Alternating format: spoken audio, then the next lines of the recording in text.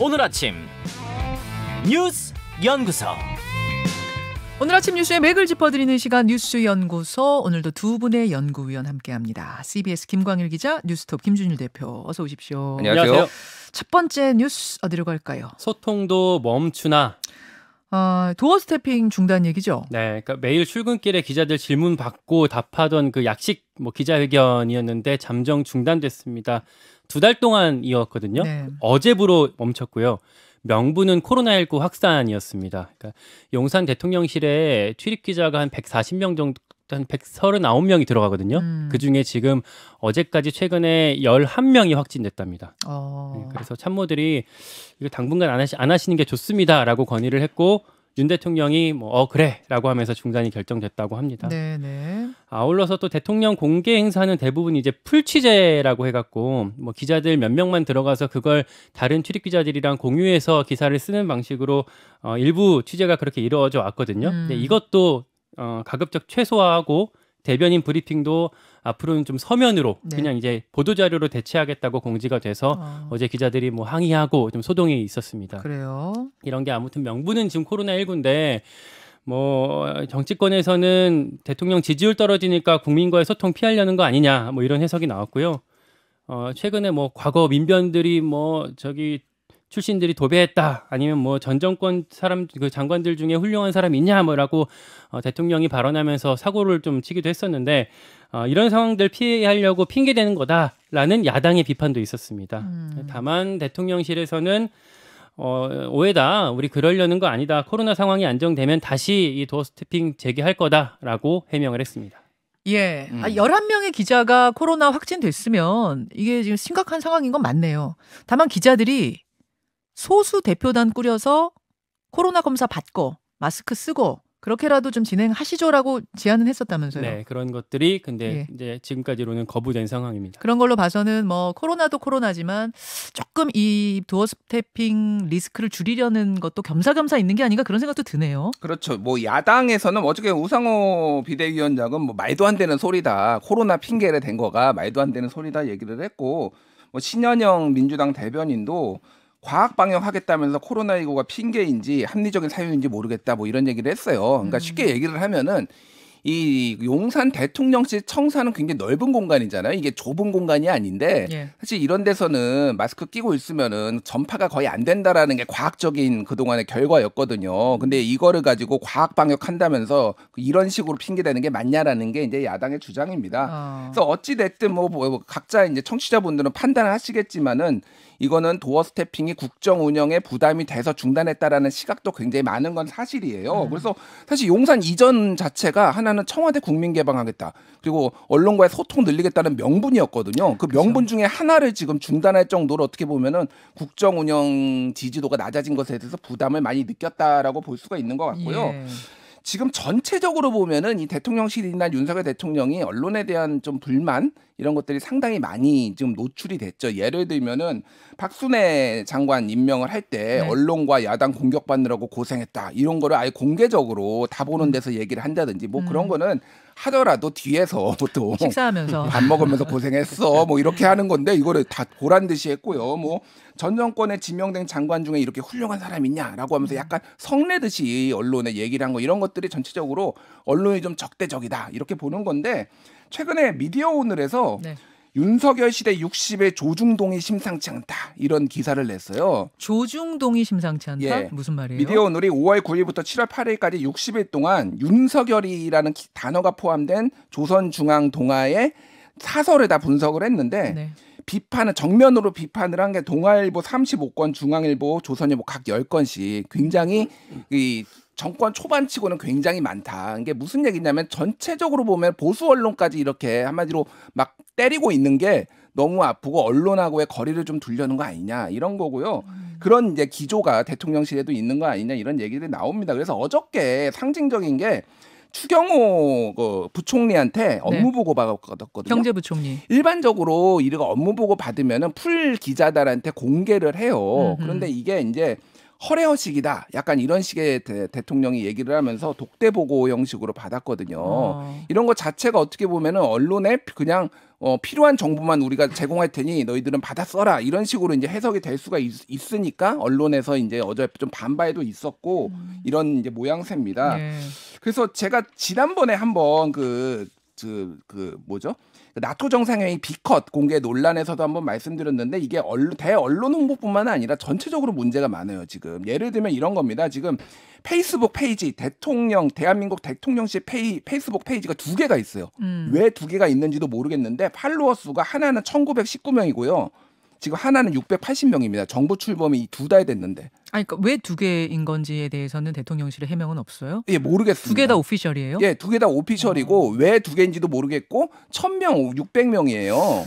이게 비정상적인 거죠. 지금 문재인 정부 청와대는 28만 명이거든요. 그럼 도대체 2달 동안 뭘 한 거냐. 그러니까 전체적으로 홍보 라인이 문제가 많다라고 지금 봐야 될 것 같아요.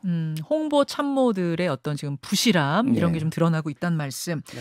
김광일 기자. 그러니까 결국 이 지지율이 30%대가 되고 심지어 이제 보수 정권인데 보수 언론에서조차 비판의 목소리가 나오니까 대통령실이 이래저래 도어 스태핑에 대해서 고민을 많이 하고 있는 건 사실 같아요. 네, 그래도 뭐 코로나 상황이 조금 해결되면 도어 스태핑을 다시 시작할 것 같긴 해요. 왜냐하면 뭐 이번 정부의 상징처럼 됐고 윤석열 대통령 워낙 다변이라고 하잖아요. 워낙 말하기 좋아하고 하니까 다시 할 것 같긴 한데 다만 설득하는 말하기, 소통하는 말하기 예. 이런 부분들은 좀 잘 되고 있는지 한번 돌아봐야 될 시점이 아닌가 싶습니다. 그 예상 질문지 같은 거를 미리 준비는 해서 보고를 하는 거예요. 그거를 이제 참모들이 미리 짜서 전달하긴 한데요. 근데 그걸 대통령이 잘 안 보는 것 같다라고 얘기를 하더라고요. 아하. 알겠습니다. 자, 어제 화제의 뉴스였고 두 번째로 가죠. 권성동 원톱 체제. 국민의힘 결국 사고냐 거리냐, 직무대행이냐 조기전대냐 이거 가지고 주말 내내 혼란이었는데 권성동 당대표 직무대행 체제로 6개월 가자. 네. 이렇게 결론이 났어요. 그렇게 봉합하기로 했습니다. 어제 초선, 재선, 3선 이런 어떤 릴레이 선수별 그 회의가 있었고 오후에 의원총회를 열었는데 거기서 결국 이 방안에 대해서 추인하기로 했습니다. 그래서 국민의힘은 이준석 대표가 당원권 정지 징계받은 6개월 동안 권성동 원내대표가 원톱으로 당을 이끌게 됐습니다. 예. 김준희 대표. 예. 생각보다 저 봉합이 빠르게 된 느낌이네요. 예. 이제 3가지 이유가 있는데요.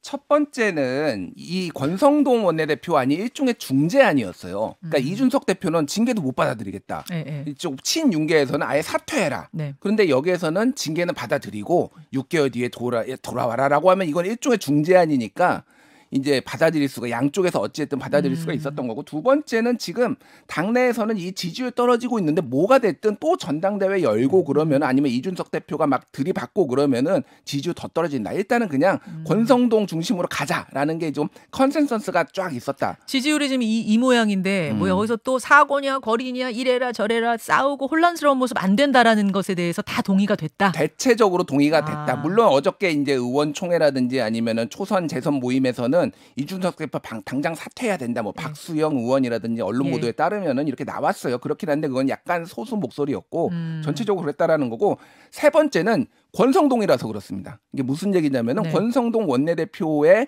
이런 행보에 윤석열 대통령의 의중이 실린 것 아니냐 한마디로. 그러니까 윤핵관 중에 윤심도 윤핵관. 실려 있다. 그러니까 어제 권성동 의원은 참석 안 했어요 의원총회.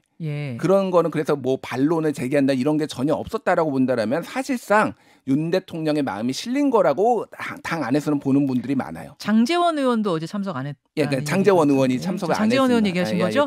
권성동 원내대표는 참석했고.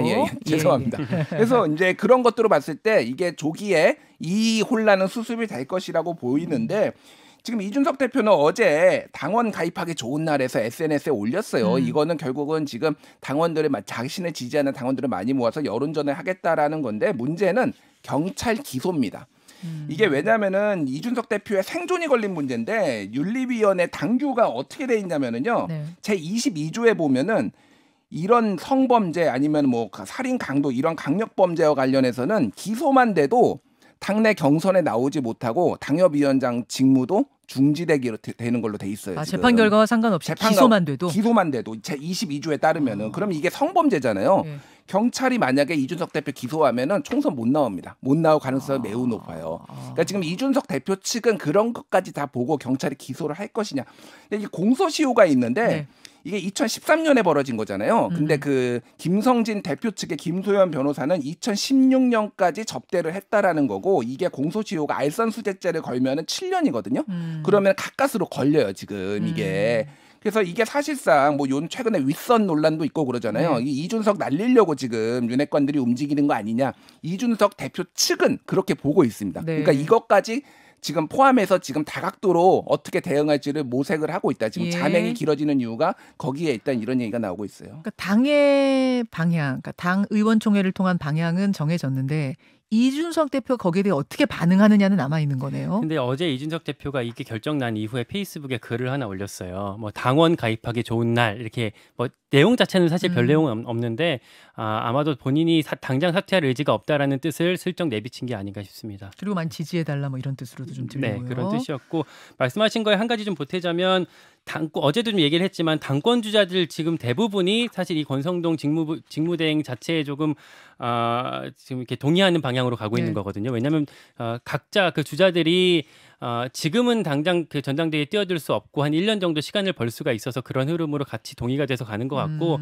다만 이제 좀 아쉬울 수 있는 건 김기현 전 원내대표나 나경원 전 원내대표 같은 경우에는 뭐 출마 뭐 고민이 있을 수 있었을 텐데 지금 이게 1년 미뤄지면서 좀 그 본인들은 좀 아쉬워할 수 있을 만한 상황일 것 같습니다. 아쉬워할 수 있을 만한 상황일 것 같죠. 예.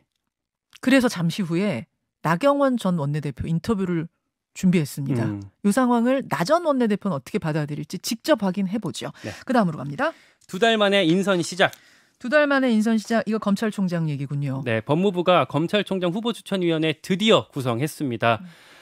김오수 전 총장이 이제 문재인 정부 마지막 총장이었잖아요. 네. 근데 김 전 총장이 퇴임한 지 66일 만인 어제 법무부가 추천위를 꾸렸습니다.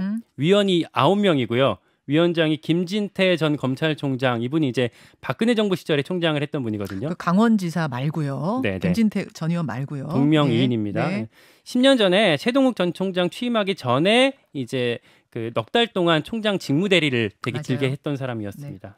차기 총장 후보로는 검찰 내부에선 여환섭 법무연수원장, 김우곤 서울고검장, 이제 최근에 뉴스에서 이렇게 좀 낯이 익은 분들일 텐데, 그리고 노정현 부산고검장 여성이고요. 이원석 대검 차장 이런 분들이 거론되고 있고, 네. 검찰 밖에서도 한찬식, 배성범, 조남관 이런 등등이 꼽히고 있습니다.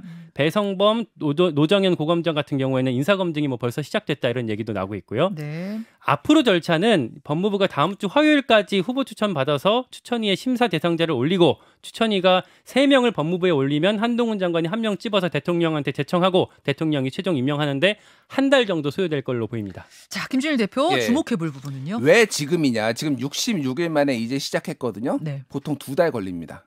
검찰총장 추천위원회 꾸려서 임명까지.